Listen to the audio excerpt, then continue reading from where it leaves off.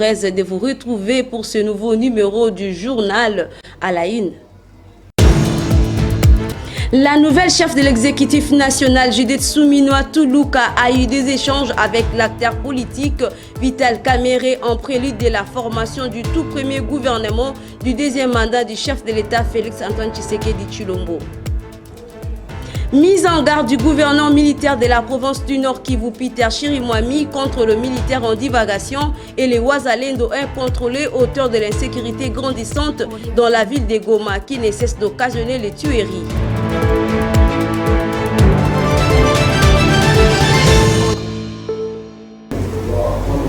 Débutons ce journal par cette information. Sachez que lors des échanges tenus le jeudi 11 avril dernier entre la première ministre et les différentes forces politiques en vue de la formation du nouveau gouvernement, le premier du second mandat du président de la République Félix Antoine Tshisekedi, Vital Kamerhe, chef de l'Union pour la nation congolaise, a insisté sur la nécessité d'accorder une totale liberté à Judith Suminwa Tuluka sans interférence afin de permettre la concrétisation des changements nécessaires pour l'avenir du Congo. Suivez.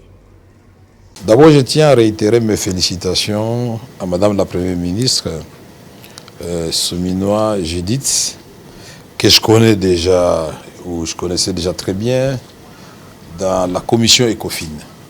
Parmi les plus brillants des ministres qui composaient cette importante commission du gouvernement, qui compte pas moins de 12 ministres.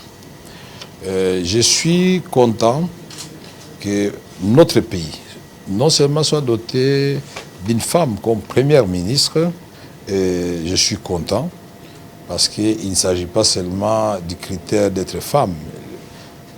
L'intelligence et la compétence ont été mises à profit. Qu'il s'agit d'une femme qui a un background. Pas seulement femme, mais une femme qui a un background. Mais elle ne va pas travailler seule, elle va travailler avec d'autres femmes, elle va travailler avec d'autres hommes pour que l'équipe gouvernementale soit soudée autour des objectifs que le président a fixés. Et nous pensons que notre pays, avec toutes ses ressources naturelles, humaines, avec Madame Suminwa, si effectivement nous lui donnons tous la chance de gouverner sans beaucoup d'interférences, et va apporter les changements. D'ici peu de temps est la réponse du Christophe Mbosonko Diapwanga, président du bureau provisoire de l'Assemblée nationale, à la question de l'organisation des élections de la Chambre basse du Parlement dans la soirée du jeudi dernier après sa rencontre avec la chef du gouvernement Judith Suminwa Tuluka.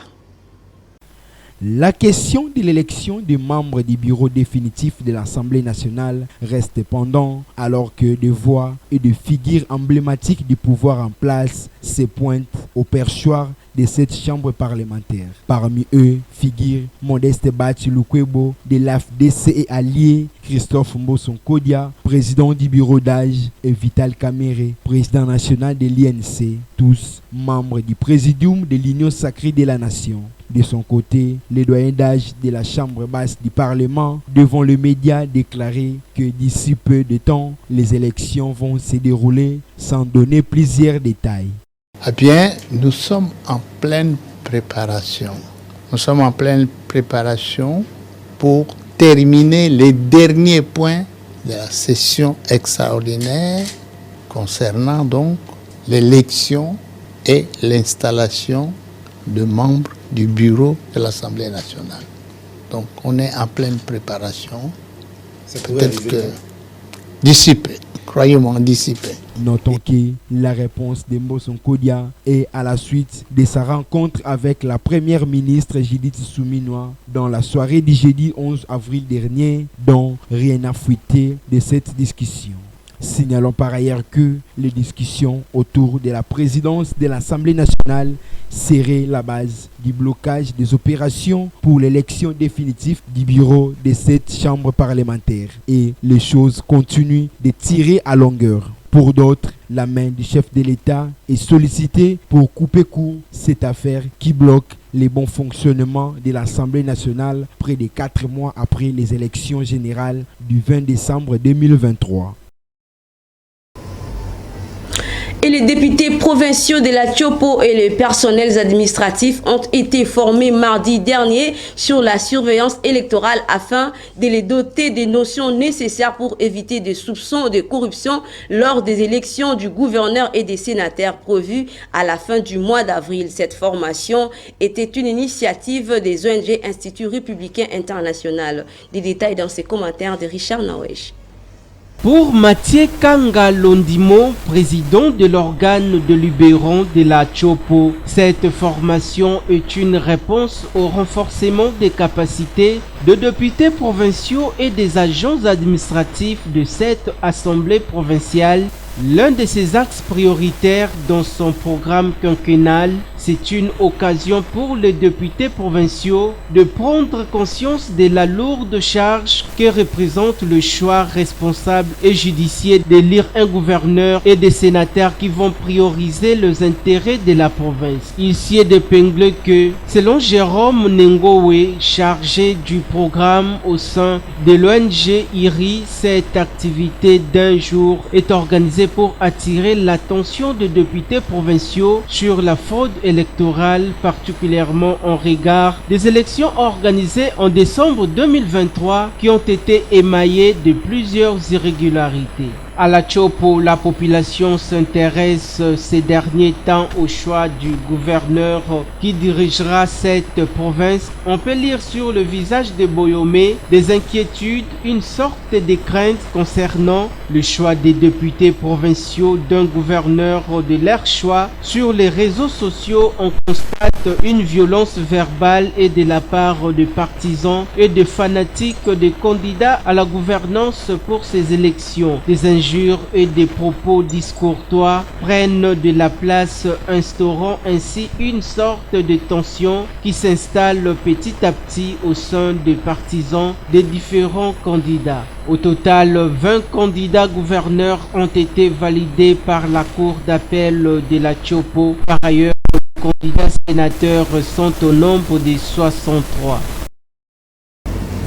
Et la représentante spéciale adjointe chargée de la protection et des opérations de la MONUSCO, Viviane Van de Pierre, a récemment rencontré le gouverneur militaire du Nord Kivu lors d'une visite de courtoisie. Au cours de cette rencontre, ils ont discuté de la situation sécuritaire qui demeure préoccupante dans l'Est de la République démocratique du Congo. L'objectif de cette rencontre était de venir trouver des voies et moyens pour renforcer la protection de la population et mettre en œuvre le mandat de la MONUSCO. Suivez.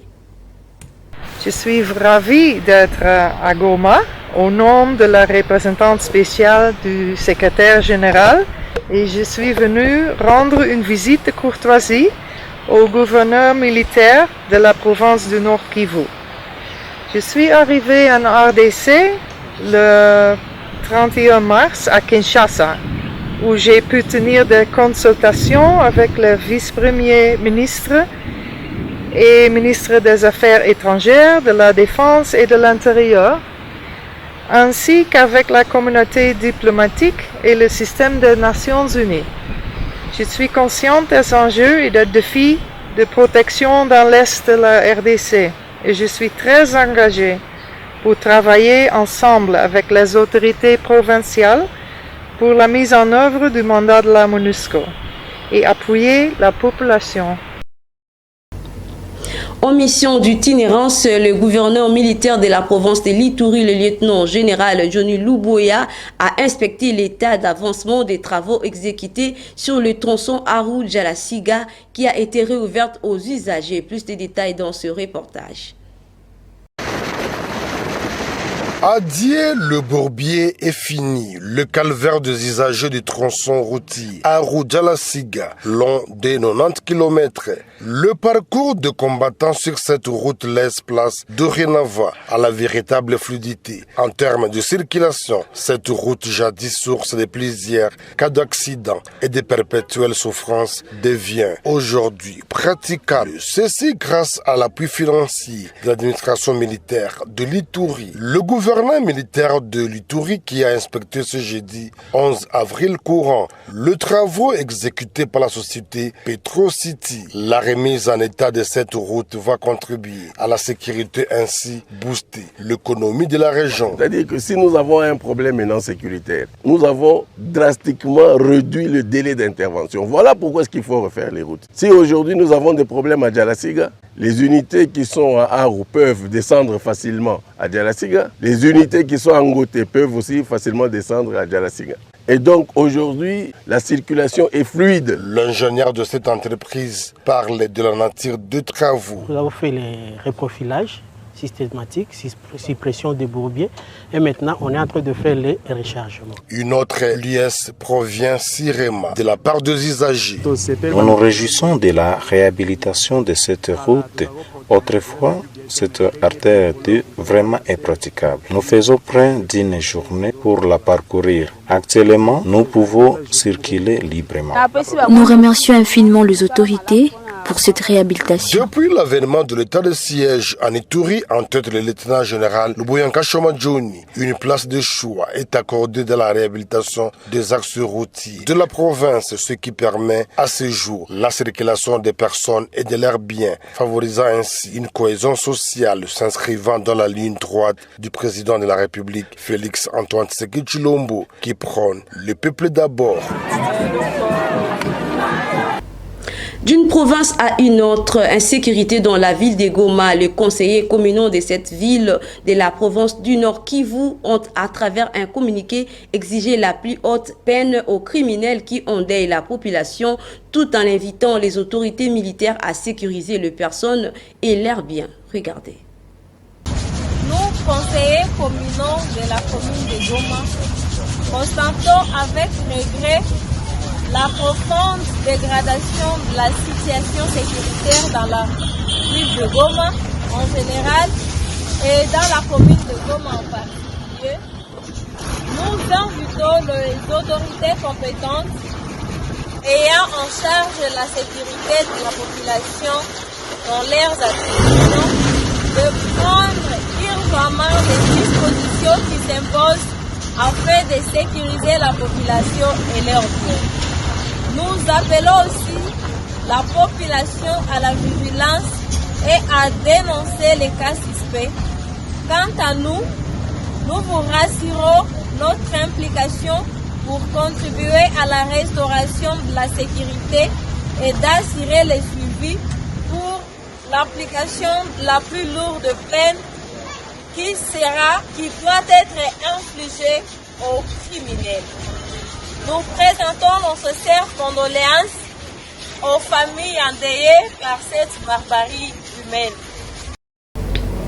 Évolution de la situation sécuritaire en province, restons-y. À travers un communiqué, le gouverneur militaire de la province du Nord Kivu, le général-major Peter Chirimwami, a mis en garde les militaires en divagation et les Wazalendo incontrôlés, auteurs des insécurités grandissantes dans la ville de Goma ayant occasionné des tueries des civils. Regardez.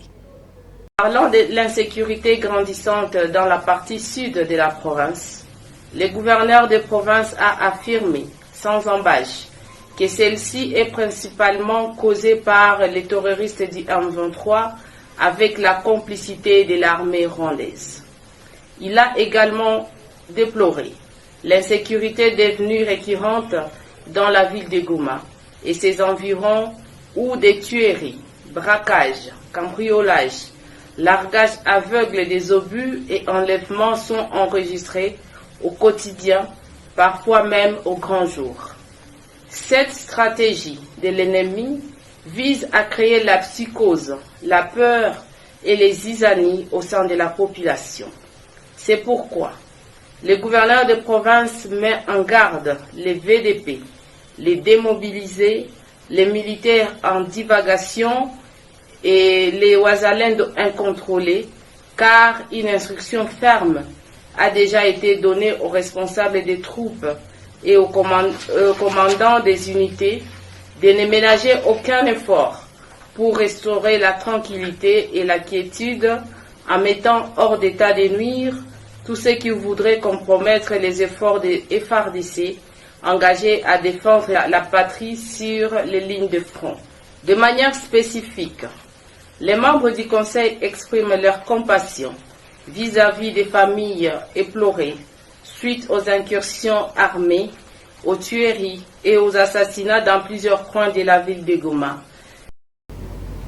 Après avoir reçu les soutiens et encouragements d'Ernest Parao, président de la Ligue congolaise de lutte contre la corruption, LICOCO en sigle, et du professeur Luzolo Bambi, l'un des pionniers de la bonne gouvernance, le mercredi 10 avril dernier, Jules Alingué Tekei, chef des services à l'inspection générale de finances, a réaffirmé sa détermination et sa volonté à intensifier le contrôle contre la prédation financière. Cette rencontre, selon les hôtesses de l'IGF, fait suite à une vaste campagne de diabolisation orchestrée par les ennemis de la bonne gouvernance contre Gilles Alingué, inspecteur général et chef des services de l'inspection générale de finances.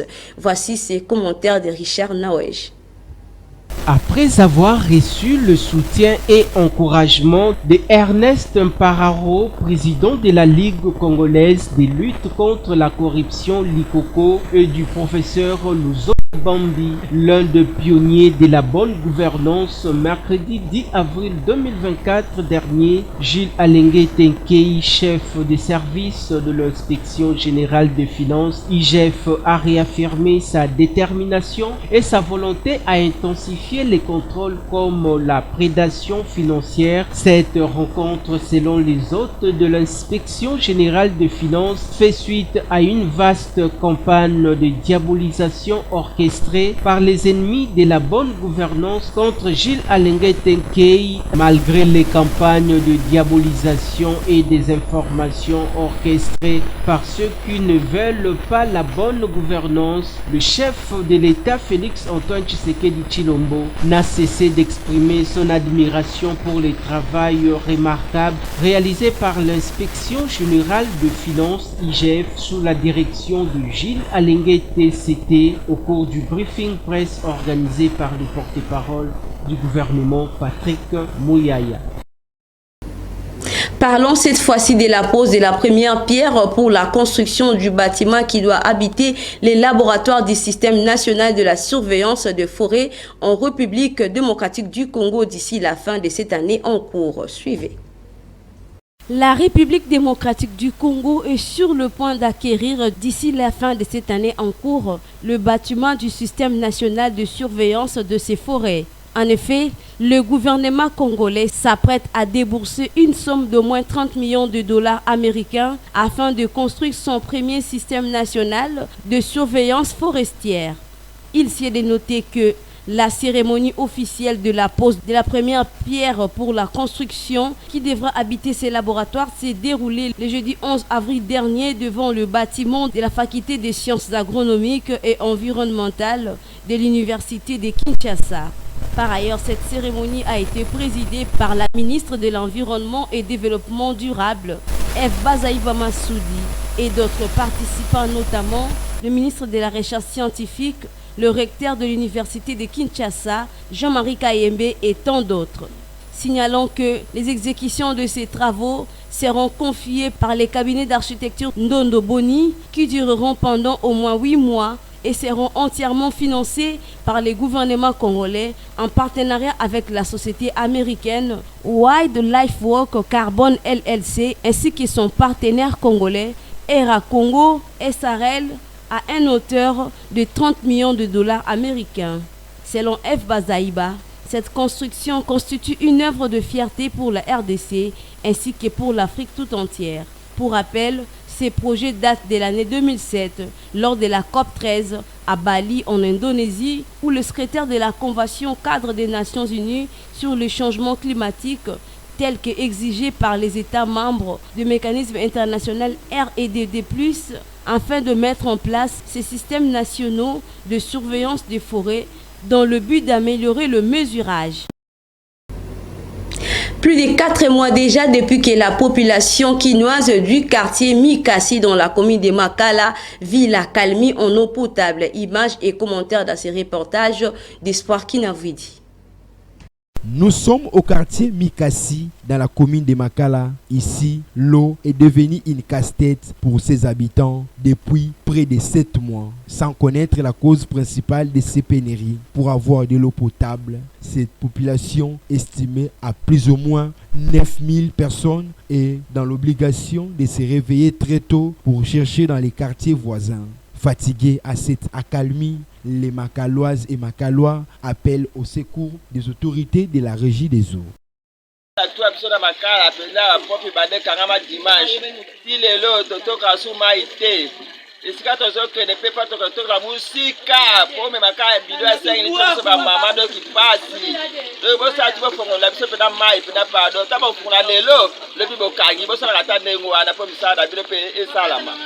À la quête de vie, il n'y a pas de distinction de genre ni âge. Parents comme enfants, hommes et femmes, tous à la recherche de l'eau, car sans cela, il n'y a pas moyen de bien vivre. L'eau, c'est la vie, dit-on, mais ce qui traverse cette population à Makala, en plein capital, est contraire. Il est donc demandé aux responsables de la régie des eaux de trouver une solution immédiate à ces problèmes qui, malgré cela, elles continuent à payer des factures de chaque mois. Une situation à suivre de près. Prévu pour ce vendredi 12 avril, le démarrage du play-down de la Ligue nationale de football est reporté à une date ultérieure, une décision du comité de normalisation de la FECOFA. Espoir Kinavidi pour les détails. C'est suite aux instructions du comité de normalisation de la Fédération congolaise de football association que le lancement des hostilités du play-down n'a pas eu lieu, peut-on lire dans les communiqués officiels de l'instance fêtière du football en République démocratique du Congo, rendu public le 11 avril dernier, après les échanges convoqués par ces derniers. Le match d'ouverture de la 29e édition du play-down allait opposer l'Olympique Club Renaissance du Congo à l'Académie Club Kouya Sport au stade Tata Raphaël dans les après-midi de ce vendredi 12 avril et renvoyé à une date ultérieure qui sera donnée par la FECOFA. Cette rencontre fratricide serait la 3e dans l'histoire de ces deux clubs de Kinshasa dans ce championnat d'élite congolais cette saison, après 2 matchs joués lors de la phase classique de la Ligue nationale de football avec des résultats d'égalité. 1 but partout le 24 septembre de l'année dernière en aller et 0 but partout le 13 décembre 2023 au match retour. Et pour cette 3e confrontation, qui sera le vainqueur? La réponse à cette question sera connue après les 90 minutes de jeu qui sera donnée pour très bientôt. La Fédération congolaise de football association appelle les parties prenantes à la patience pour donner le coup d'envoi de cette phase du play-down. Place aux valeurs nutritives. Que savez-vous donc du bienfait du mangousta? Découvrons ensemble ses bienfaits et nutrition dans la santé. Le mangoustan, appelé le roi de fruits, est un fruit provenant d'Indonésie cultivable dans le sud-est de l'Asie et une partie de l'Afrique. Il est un fruit le plus apprécié grâce à ses bienfaits et à son goût unique. Il a un grand pouvoir antioxydant, ce qui protège contre les attaques par les radicaux libres, le vieillissement et le cancer. Une qualité à noter est que 84 types d'exanctomes ont été retrouvés dans sa composition, qui sont de molécules biologiques actives qui combattent les virus, le champignon, les bactéries et les parasites. Il contient une grande quantité de potassium, valeur fondamentale pour le fonctionnement correct musculaire et les systèmes nerveux. Il est considéré antibactérien, antiviral et simulé. Il augmente la défense et contient la vitamine B12, ce qui améliore le système nerveux et le métabolisme du foie. Le mangoustan a des propriétés anti-inflammatoires, anti-allergique et anti-tumeur. Ces fruits est recommandé pour les personnes souffrantes d'hypertension, de plus qu'ils contribuent à élever les niveaux d'énergie dans l'organisme. La pulpe et l'écorce de ce fruit sont riches en acide hydrocitrique qui inhibe la création de graisse, prévient l'excès de cholestérol sanguin, provoque une sensation de satiété et peut être utilisé comme traitement à l'obésité. Il réduit le stress, régule le sommeil, élimine les toxines et les gras dans le corps. Le mangoustan, grâce à sa consistance et à son goût sucré, il est parfait pour les enfants, les jeunes, les adultes, les sportives, les femmes enceintes ou les personnes âgées.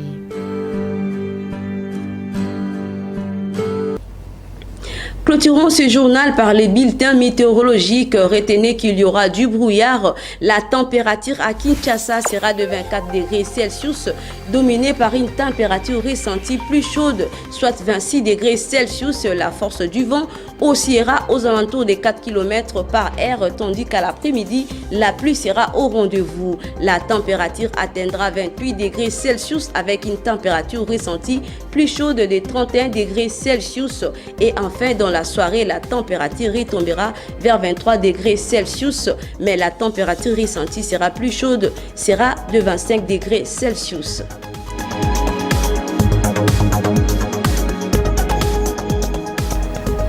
C'est ici que s'achève cette grande édition du journal sur nos antennes. Vous venez à peine de nous rejoindre, le rappel des titres. La nouvelle chef de l'exécutif national, Judith Souminoa Toulouka, a eu des échanges avec l'acteur politique Vital Kamerhe en prélude de la formation du tout premier gouvernement du deuxième mandat du chef de l'État Félix Antoine Tshisekedi Tshilombo. Mise en garde du gouverneur militaire de la province du Nord Kivu, Peter Chirimwami, contre le militaire en divagation et les Wazalendo incontrôlés, auteurs de l'insécurité grandissante dans la ville de Goma qui ne cesse d'occasionner les tueries.